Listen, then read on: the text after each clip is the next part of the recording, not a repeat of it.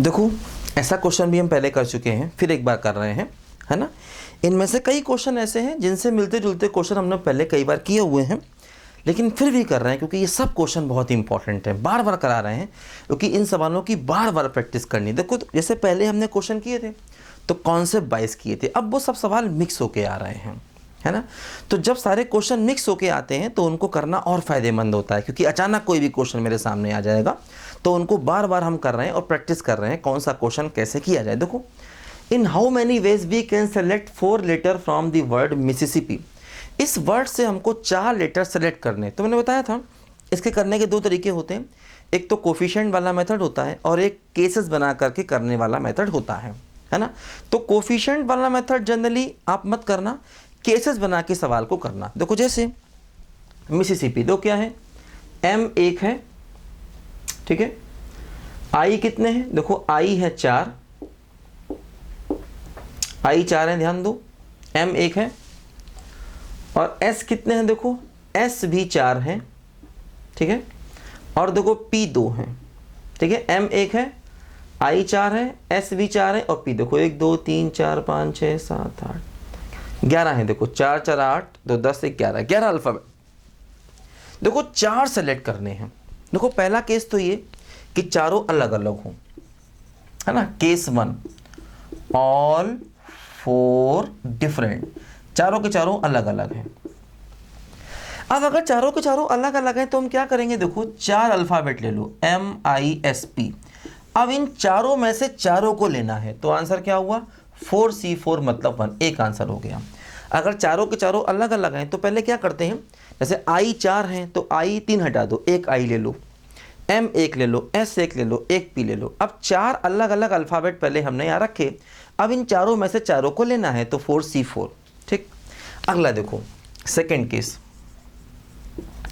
देखो क्या होगा, 2 same and 2 different, 2 same and 2 different, 2 एक जैसे हैं और 2 अलग अलग। अब देखो जैसे 2 जो एक जैसी चीज़ें हैं, 2 एक जैसी चीज़ें वो तो या तो आप 2 I लोगे या 2 S लोगे या 2 P लोगे, है ना।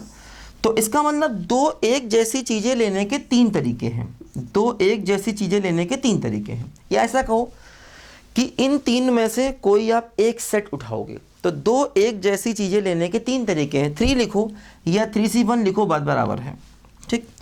अब जैसे आपने 2 एक जैसी चीज़ें ली, है ना। अब या तो दोनों इसमें से लोगे या इसमें से लोगे या इसमें से लोगे, है ना। इन तीनों में से कोई भी एक सेट लोगे 2 चीज़ों का तो 3C1। अब क्या हुआ, देखो 2 सेम है 2 डिफरेंट। जैसे मान लो आपने 2I ले लिया, अगर आपने 2I ले लिया तो इसका मतलब क्या क्या बचा, देखो M बचा, S बचा और P बचा। 2I ले लिया तो MSP। अब इनमें से 2 चीज़ें आपको लेनी है तो क्या हुआ बोलो, 3C2, क्योंकि 2 डिफरेंट चीज़ें लेनी। मान लो आपने 2I ले लिया तो अब बची हुई चीज़ों में से 3 चीज़ें बची हैं, 2 आपको और लेनी है। तो इसमें क्या हुआ, 2 सेम हो गए और 2 डिफरेंट हो गए, एक केस ये बना। इसका आंसर 1 और इसका आंसर 3 × 3 क्या होगा बोलो, 9 होगा, ठीक। अब देखो थर्ड केस, केस थर्ड देखो ये है कि, है ना, 3 सेम एंड 1 डिफरेंट, 3 चीज़ें एक जैसी हैं और एक अलग है। अब जो 3 चीज़ें एक जैसी हैं वो या तो तीनों I होंगे या तीनों S होंगे। 3 चीज़ें एक जैसी हैं वो 3 I होंगे या 3 S होंगे। मतलब जो 3 चीज़ें एक जैसी हैं उसको सेलेक्ट करने के 2 तरीके हो गए, तीनों I लोगे या तीनों S लोगे। अब जैसे मान लो आपने फॉर एग्जांपल तीनों I ले लिए, मान लो आपने क्या किया, देखो आपने मान लो तीनों I ले लिए। अब अगर तीनों I ले लिए तो बची हुई एक चीज़ या तो M से लोगे या S से लोगे या P से लोगे। तो इन तीनों से कोई एक चीज़ लोगे तो 3C1 वेज, है ना। तो जो 1 डिफरेंट चीज़ लोगे उसको लेने का तरीका 3C1, तो आंसर हो गया 2 × 3C1 यानी कि 6 हो गया, ठीक। अब देखो क्या बचा, बोलो चारों के चारों डिफरेंट हो गए, 2 सेम 2 डिफरेंट, 3 सेम 1 डिफरेंट। अब देखो एक केस ऐसा होगा, case 4, 2 same and two same, दो एक जैसे और दो एक जैसे।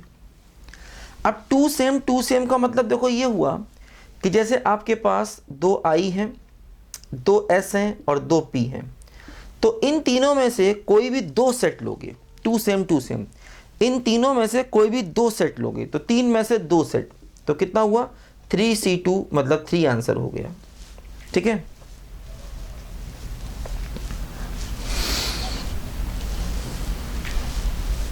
ठीक। अब देखो तीसरा, एक चौथा केस देखो ये बनेगा, केस 4 कि ऑल 4 सेम, सॉरी ये केस क्या है 5 होगा, केस 5 कि ऑल 4 सेम, चारों की चारों चीजें सेम हैं।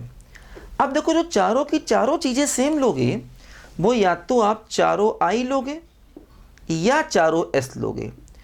तो दो तरीके हो गए चारों की चारों सेम चीजें लेने के, दो तरीके। तो देखो फाइनल आंसर क्या हुआ, 1 + 9 + 6 + 3 + 2। तो फाइनल देखो आंसर क्या हुआ, 1 + 9 + 6 + 3 + 2। तो क्या आंसर होगा देखो फाइनल आंसर हो गया हमारा 21। ये हमारे क्वेश्चन का फाइनल आंसर आ गया, है ना। यहाँ आपने सिलेक्शन किया है, अब हम चाहें तो इनका परम्यूटेशन भी कर सकते हैं। परम्यूटेशन करने के तरीके वही होते हैं, देखो जैसे चारों अलग अलग हैं तो इंटू 4 फैक्टोरियल कर दो। यहाँ पर 2 सेम 2 डिफरेंट हैं तो 9 × 4 फैक्टोरियल अपॉन 2 फैक्टोरियल कर दो। 3 सेम 1 डिफरेंट है तो 6 × 4 फैक्टोरियल अपॉन 3 फैक्टोरियल कर दो। 2 सेम है तो 3 × 4 factorial upon 2 factorial into 2 factorial कर दो। चारों के चारों सेम है तो 4 फैक्टोरियल अपॉन 4 फैक्टोरियल कर दो, है ना। उसके बाद अरेंज कर दो, तो यहीं से हमारा अरेंजमेंट भी बन जाएगा। मतलब ऐसा सवाल भी हो सकता था कि इससे 4 अल्फ़ाबेट लेकर के नंबर ऑफ वर्ड्स बनाओ, तो इसका मतलब उसी में हमें अरेंजमेंट और करना है। कॉम्बिनेशन तो हमने कर दिया, अब ये कहता है कि मिसिसिपी में से 4 वर्ड्स को लेकर के, है ना, अगर आप अल्फ़ाबेट्स 4 अल्फ़ाबेट को लेकर अगर आप वर्ड्स बनाएंगे तो इसी में हमें परमुटेशन और करना था। ठीक है, देखो काफ़ी ईजी क्वेश्चन है।